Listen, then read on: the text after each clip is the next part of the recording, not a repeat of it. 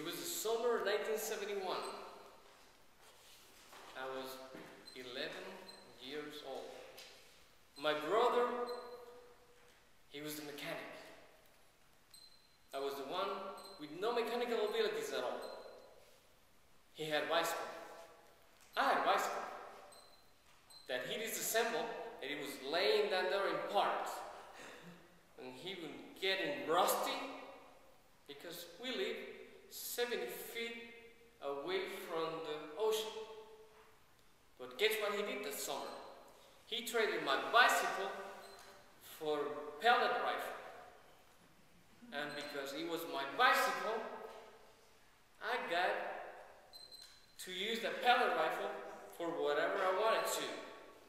So I decided to show that I knew how to use the pellet rifle. And I was good at it.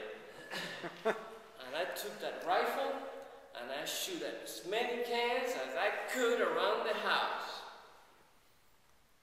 But it was hard because it was summertime. And when you took that rifle and put it against your face, drop of sweat came streaming down your face and into your eyes. And it was salty and you had to clear them up every 2 seconds. And it was hard. So I decided to change my ways. So I came early in the morning and I discovered something. There was plenty of these little lizards. You've seen them around San Antonio. It's about 12 inches crawling all over. So guess what? I said, I'm a master hunter. So I decided to hunt for lizards. And next 2 days I went hunting for lizards. I was hunted like 5, 6, 7, 10, I don't know, I lost count.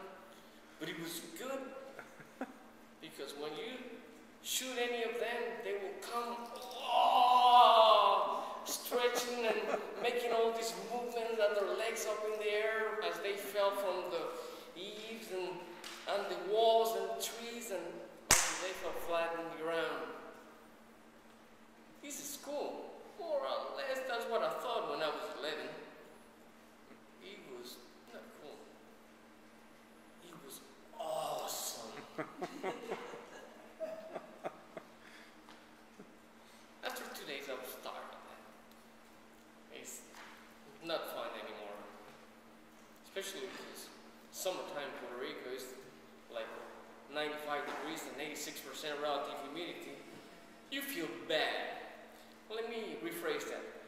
If you're up in the oven on Thanksgiving Day and all the steam come out, that's how you feel.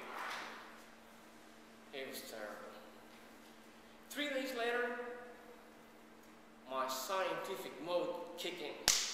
So I decided to find out whatever happened to all those little lizard carcasses all scattered around the yard. So I grabbed my stick, kept poking them around. The first thing I discovered was that they were kind of mummified and a little skinny on the top. Their eyes were sunken and kind of dried out. But I was just more curious. What happened on the bottom where the guts were? Because they were kind of bloated. So I turned them over. Whoa! These little shiny maggots were crawling all over. And I thought it was good. So I went running to the next one and turning them over. More maggots. All right. Great. And the next one, and the next one. And I had to poke them. You know, I want to see them. Because as a scientist, you have to investigate. And they didn't smell quite well, but they were not as bad as big animals with maggots. My mom called me for dinner. And if you know any Puerto Rican, in Puerto Rico you eat rice and beans twice a day, at lunchtime and at dinner. basically rice and beans and some type of meat, pork chops, or chicken, or beef, or fish, but basically rice and beans. To my surprise, when I sat down for dinner that day, I looked at the rice, and they were exactly the same size as those maggots. And I swear, I saw all those little grains of rice moving around like maggots. And I said, Mom, I feel sick. What happened? My stomach. I cannot eat today. Well, do you think eating something else? Oh yes, so I went to the pantry and I grabbed the best next thing. Chicken noodle things, like hammers.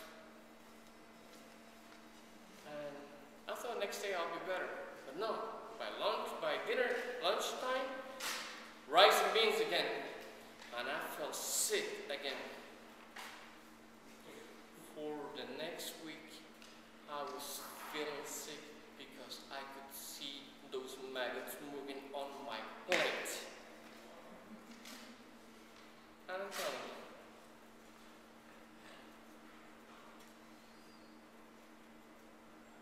I was not so sick about looking and thinking of the maggots.